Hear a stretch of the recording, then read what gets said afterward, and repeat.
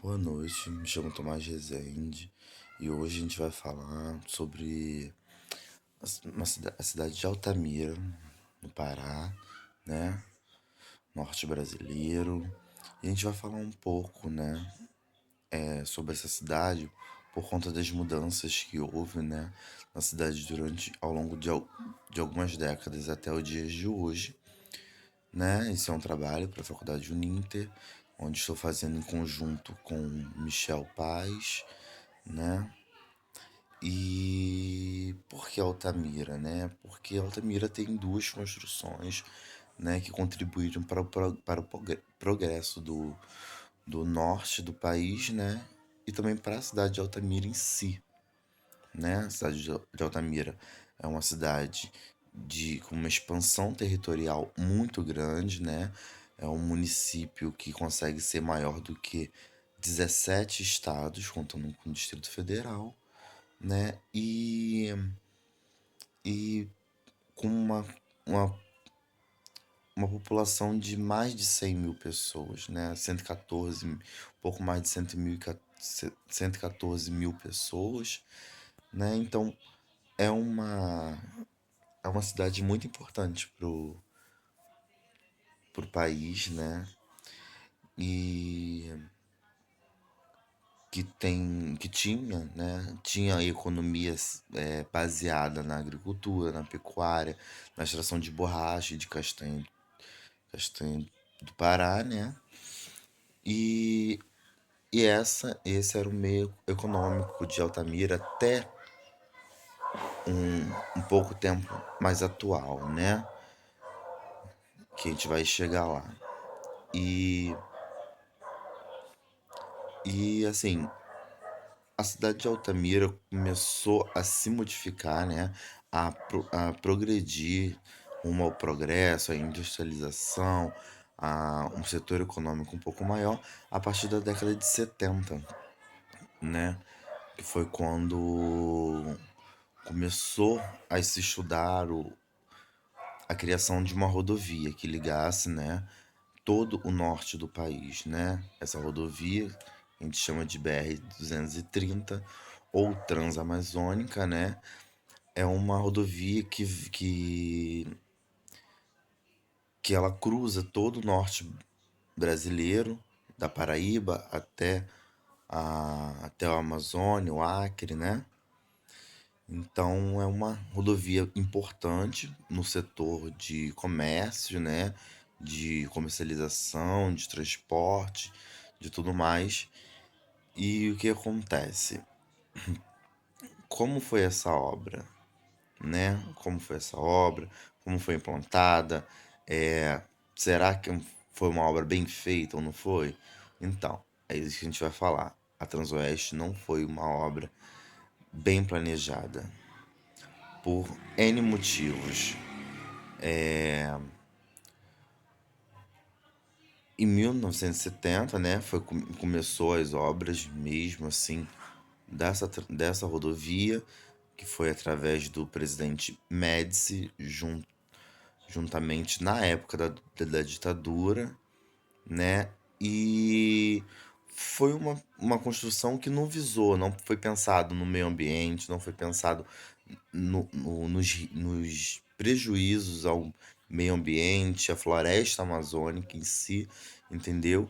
Que houve um desmatamento excessivo, um desmatamento desnecessário, né? Durante toda a extensão da floresta, né? Porque Altamira se localiza ali dentro da floresta amazônica, né? Que é o bioma mesmo do local, da região, né? E por que Altamira? Porque ali foi considerado o marco zero da obra, né? O presidente Médici decretou que ali seria o marco zero do começo da construção da obra, né? A obra vai da Paraíba ao Acre, à Amazônia, mas as obras começaram ali em Altamira. Então ali ficou marcado realmente como o início da obra, o marco principal, né, do início dessa obra. E o que acontece com a rodovia Transamazônica? É um projeto legal? É um projeto bom? Sim. É um projeto que visava realmente, né, ampliar o setor de comércio, a troca de comércio dos municípios, dos estados ali do norte, entendeu? E com a ideia do presidente Médici de eh, explorar, né, o que a Amazônia tinha para oferecer para o progresso do Brasil, né? Porque ele considerava que todos os estados brasileiros tinham que crescer juntos, né? E a Amazônia estava ficando para trás, era uma região pouco explorada, entendeu? E ele precisava, queria explorar mais esse setor da Amazônia para ver o que ela podia oferecer para a economia, né? Foi feita a rodovia, que foi inaugurada em 1972, porém inacabada ainda, né? Como até hoje vários trechos da rodovia ainda não têm asfalto, ou seja, numa região com um bioma amazônico, né? Um lugar que chove muito, e aí chove, a rodovia vira lama, e como é que e não consegue se passar com transporte nenhum, seja caminhão, seja carro, não consegue, porque atola. Então fica uma coisa assim inviável. É um trânsito enorme que tem que ficar ali, não tem para onde ir até que o solo seque, entendeu? Então esse é um dos malefícios da rodovia, a falta de estrutura, né? A falta do asfalto, a falta uma estrutura que se torne viável, né? O trânsito no local. Outras coisas que prejudicaram através dessa obra foi uma invasão à região amazônica, né? Essa invasão, né? Ocasionou como, tipo assim, a perda da cultura indígena, porque era um lugar até então habitado por índios, nômades, seminômades, né? A maioria desses seminômades era pessoas que iam atrás de uma renda, no caso com a extração da castanha do Pará e da borracha, né? Que eram os nômades e seminômades, e aldeias indígenas diversas que ali existiam, né? Com a criação da Transamazônica, essas aldeias indígenas vêm a ter contato com uma, uma outra população, com uma outra cultura, com tecnologias que os indígenas não conheciam, né? E acaba tendo essa curiosidade, essa vontade de entender, né? Aquela cultura nova, aquela tecnologia. Então acabou muitos povos indígenas se encantando com essa tecnologia toda e tentando buscar mais entender essa nova cultura, né? Essa nova cultura. E, e aí foi se perdendo uma cultura indígena, com os seus rituais, línguas. Hoje, muitas línguas indígenas já não existem mais. Hoje existem também muitos ativistas que buscam tentar, por mais que a cultura se perca, que não exista mais a aldeia daquela tal tribo indígena, busca-se tentar manter uma língua oficial para que não se perca essa parte da história, né? Em que existe, pode não existir mais a aldeia, a tribo, mas existe ali um registro, né, da língua falada, de alguns rituais e algumas coisas, entendeu? Então isso foi se perdendo, né? Fora uma série de desmatamento, né? Fora isso, essa rodovia abriu espaço e vazão para mais desmatamentos ilegais, por conta de madeireiras lícitas ou ilícitas, clandestinas, né? E aí, o tráfico de animais silvestres, porque você pode ver numa floresta amazônica quantas espécies não existem ali, né? E essa rodovia acaba facilitando, né, essa captura desses animais silvestres para venda ilegal, né? e também para rotas para tráfico de drogas. Tu tá numa rodovia onde de um lado é floresta, do outro é floresta, e ali se criações clandestinas de drogas, né? E tem a rodovia Trânsito Livre por todo o Nordeste, né? A intenção não era essa, mas existe uma precariedade na fiscalização, né? Na fiscalização dessa rodovia, né? Para acabar com esse tráfico mesmo, seja de animais, seja de drogas, seja de madeiras, entendeu? E é uma região muito perigosa, né? A população tem medo, é muito deserto, né? Vamos colocar assim. É uma rodovia no meio de uma mata, né? Então tem assaltos, assassinatos e tudo mais, né? Mas a ideia de ligar todo o Nordeste é boa, é válida, só que falta ali aquela fiscalização, né?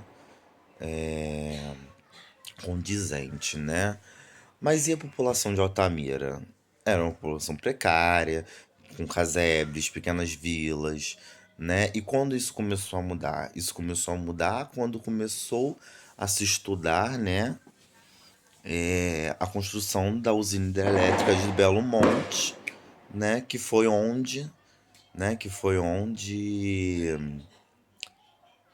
onde começou-se a criar uma ambientalização melhor, entendeu? A construção visava, como a gente sabe, é uma construção de grande porte que degrine, né, o meio ambiente e tal. Então, quem ganhou esse consórcio aí da criação da hidrelétrica foi a empresa Norte Energia, né? E a, a empreiteira, né, responsável pela construção foi a André de Gutierrez, mas eles conseguiram tentar, o projeto que eles fizeram, né, conseguiu reduzir bastante os danos aos animais. Até porque existiam aldeias de índios, como a gente falou, animais que dependiam da margem do rio Xingu, né, que é onde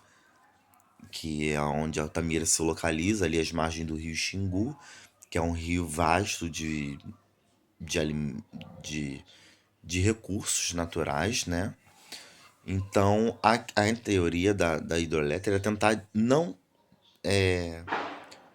denegrir tanto, né, o meio ambiente. E nisso o que acontece? Eles, em vez de desviar totalmente o rio, né, ou construir uma bacia ali no próprio rio, eles decidiram fazer um canal que desviasse um pouco da água, também com a preocupação das marés baixas, né, das secas, né, da redução também de contingente de água, mas abriu um canal que levava até uma bacia no meio da floresta amazônica, onde não destruiria tanta coisa, né? E eles fizeram esse canal. Aí existia um valor X, né, para fundamentação dessa obra, né? E aí o que foi legal nessa obra que eles encontraram uma rocha, né, chamado migmatito, é o nome da rocha, que era uma rocha sólida, forte, que não coisa. E com isso, eles não precisaram usar cimento para forrar, né, o leito lá do canal, e eles colocaram essas pedras, eles usaram essas pedras para poder forrar o canal, então gerou uma economia enorme de 200 milhões de reais. As obras reduziu, né, para 16 meses a obra do canal, né, não da hidrelétrica. Mas, tipo assim, um canal que seria construído em 27 meses, eles conseguiram reduzir a construção desse canal para 16 meses, ou seja, há aí uma aceleração na obra, um valor financeiro mais rentável, né, pô, 200 milhões para construir o canal e fizeram a bacia, né? Essa construção da hidrelétrica ajudou também a população com geração de empregos, porque eram 20 mil claro, vieram trabalhadores né, de outros estados. Aí a Transamazônica ajuda, né, na migração dessas pessoas. E aí teve que construir mais estradas e tudo mais, né? Mas contabiliza assim que nos momentos de pico da construção, era os alojamentos, eles construíram alojamentos para 40 mil pessoas, mas a base mesmo é de 21 mil trabalhadores, né? Na construção dessa hidrelétrica. E porque eles faziam a obra basicamente com praticamente 24 horas por dia. Então esses trabalhadores se revezavam nessa construção. É, eles deram todo um aparato, toda uma estrutura para esses trabalhadores, porque tinham família, não estavam ali com a família, mas tinha alojamento, tinha uma região de sala de jogos, prazer, dormitório, cozinha e tudo mais. Foi um aparato bem condizente assim com uma boa, né, filosofia de vida. E o que ajudou na população de Altamira, né? Eles conseguiram, assim, ajudar mais de 60 mil famílias, né? Com obras de infraestrutura para a cidade, com obras de infraestrutura, saneamento básico, né? Para a região, entendeu? Então, o que acontece? Pô, eram famílias ali que viviam numa situação de precariedade, numa situação com pouca infraestrutura, saneamento básico quase nenhum, entendeu? E eles trouxeram essa modernidade, vamos colocar assim, né? Esse progresso, essa civilização ali, né? Que aí as pessoas tinham uma estrutura melhor, uma qualidade de vida melhor, né? Então essa obra foi muito bem executada, entendeu? Eles reduziram os níveis de destruição. Destruição sempre vai ter, né? Vai atacar o meio ambiente de alguma maneira, mas eles conseguiram reduzir muito isso, né? Eles conseguiram reduzir o gasto excessivo de dinheiro, eles conseguiram reduzir muita coisa. Eles conseguiram aumentar o nível, né, a qualidade de vida da população da cidade de Altamira. Então foi uma obra que rendeu, né, que hoje em dia é uma dos geradores de economia, né, da cidade. E a usina de Belo Monte, ela é a quarta, né? Antigamente era a terceira, mas hoje em dia é a quarta. É a quarta maior hidrelétrica do mundo. Ela só perde para duas hidrelétricas chinesas, né? E para a binacional, que é a Itaipu, né? Que é uma usina hidrelétrica dividida em conjunto Brasil-Paraguai, né? E a proposta da usina era de 24 geradores de energia, né? 24 geradores de energia. E essa obra, né, que já foi, né, foi inaugurada em 2016, a usina hidrelétrica, né, mas que hoje em dia, né, das 24 geradores de energia, né, geradores de energia propostas por apenas 13 estão em funcionamento. Então, assim, a usina está trabalhando, né? Está gerando energia e está trabalhando com metade da capacidade. Ou seja, é mais uma obra, né? Que não teve tantos malefícios quanto a, a rodovia, né? Tantos problemas como a rodovia Transamazônica, porém é uma outra obra também inconcluída, né? Porque a proposta de 24 geradores, só apenas 13 está funcionando, uma obra que começou em 2011, né? Então, assim, é muito complicado porque tá trabalhando com a metade da capacidade. É mais uma obra inacabada, entendeu? Tanto que foi até esse o título que nós usamos, né, no nosso artigo, feito por mim e pelo Michel, sobre Altamira Inacabada, né? Porque são duas obras grandes que proporam trazer progressos, trouxeram progressos, porém também trouxeram muitas complicações, né? A rodovia, é uma, a rodovia tem mais, mais de 4.260 quilômetros, né, de extensão, fora que ainda existem 1.402 quilômetros a ser construído ainda, que não foram construídos, né? E a questão do asfalto, né, da pavimentação mesmo, que vários trechos não tem, o que impede mesmo o trânsito de veículos, né? E E a usina de Belo Monte, né, que apesar de ter trago muitos benefícios à cidade em questão estrutural, de pavimentação, saneamento básico, empregos, economia, né, e tudo mais, é uma obra também inconclusiva. Por isso que a gente optou por esse título do nosso artigo, né, que é Altamira Inacabada, porque é uma cidade que não concluiu ainda, né, as suas obras, né, vamos colocar assim, suas grandes obras, os seus pilares, né, de obra, né?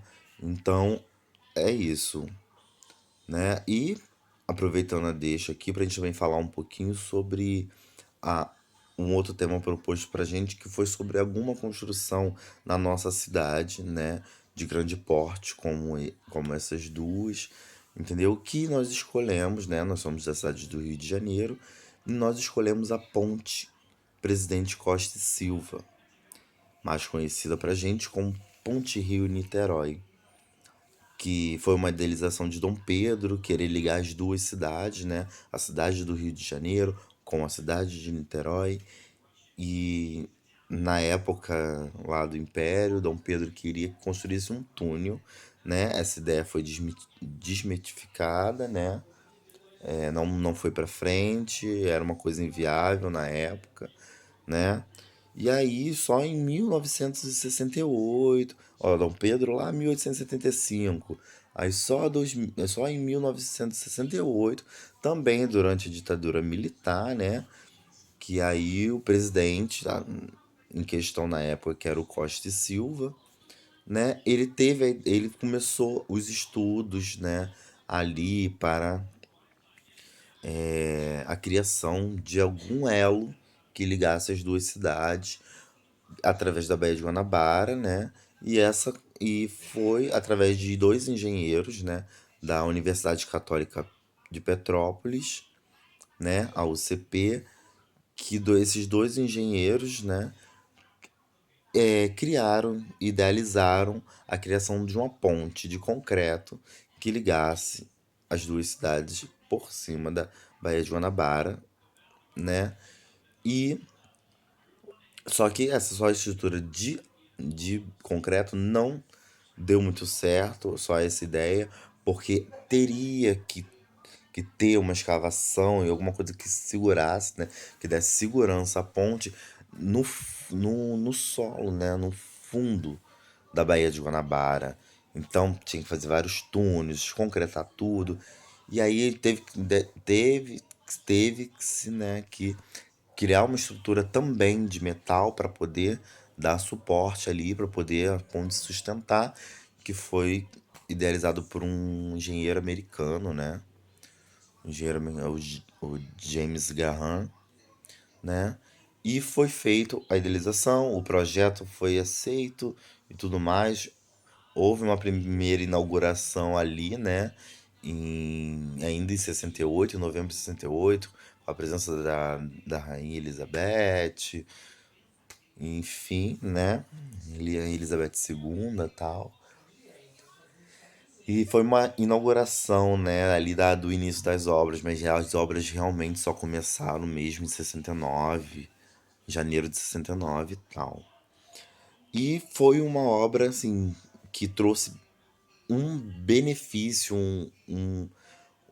uma estrutura, um progresso muito grande para as 2 cidades, né, porque pessoas que trabalhavam que moravam em Niterói, que trabalhavam na cidade do Rio de Janeiro, pessoas da cidade do Rio de Janeiro que trabalhavam em Niterói, teriam que fazer uma viagem de 100 quilômetros pela Rio-São Paulo, que a gente chama de que é a rodovia Presidente Dutra, para passar por Magé, Itaboraí, até chegar em Niterói, ou seja, eram horas de viagem, entendeu? Mais de 1 hora de viagem, entendeu?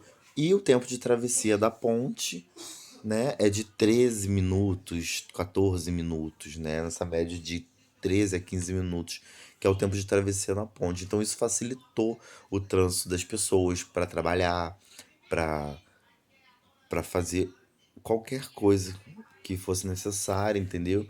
Então foi uma obra bem idealizada, foi uma obra que trouxe muitos benefícios às 2 cidades em questão econômica, em questão de travessia, em questão de custo-benefício, né? Custo-benefício, assim, a longo prazo, né? Não a obra, porque a obra foi caríssima, muitos milhões foram gastos, entendeu? O único problema dessa construção são, por se tratar de ter sido realizada ali, né, na ditadura militar, muitas mortes, né, foram ocultadas, né? Assim, o número de mortes dos trabalhadores, né, que tinham que eram tubos de metal que fosse até o corpo para poder ser concretado, e tudo mais. E a estimativa oficial seriam de 33 mortes. Porém, pessoas que viviam naquela época, inclusive a minha avó, né? Minha avó é uma das pessoas que viveram naquela época aqui no Brasil, né? E ela mesma relata, e outras pessoas que também viveram na época, né? Relatam que foram muitas mais mortes, entendeu? E que muitas dessas mortes as famílias não tiveram como enterrar, né, os seus entes queridos, porque esses corpos estavam dentro do tubo, né, que tinha que cavar, escavações, e foram concretadas. E aí tem as suspeições de fantasmas na ponte e tudo mais, que dizem, né, que são essas pessoas que foram ali, ó, que estão ali, que os corpos estão ali concretados por toneladas de concreto, entendeu? Então, essa é a parte feia da história, né? Essa é a parte de descaso, né? De descaso mesmo sobre a construção da ponte, que esse descaso com as pessoas que morreram trabalhando ali, né? E que nem sequer foram resgatados os corpos foram concretados junto com a ponte. Então, assim, existe essa história, né? De que a ponte é um progresso enorme para as 2 cidades. Foi uma coisa muito boa para a população em si, em todo mundo. Porém, tem essa história obscura de mortes, de descasos, de sonegas, de falta de empatia, né, para com a família dessas pessoas, entendeu? E assim, morreu, ficou por lá mesmo, bola concreta em cima e acabou, entendeu? Então é uma parte muito chata da história, mas é uma obra assim fantástica, é uma obra sensacional, entendeu? Então é isso, gente, ó. Comenta aí, mande perguntas se quiser, que eu e o Michel nós vamos responder o, o que tiver ao nosso alcance e comenta aí o que vocês acharam dessa história toda, né? Sobre Altamira, sobre a Ponte Rio-Niterói, enfim. Um abraço a todos.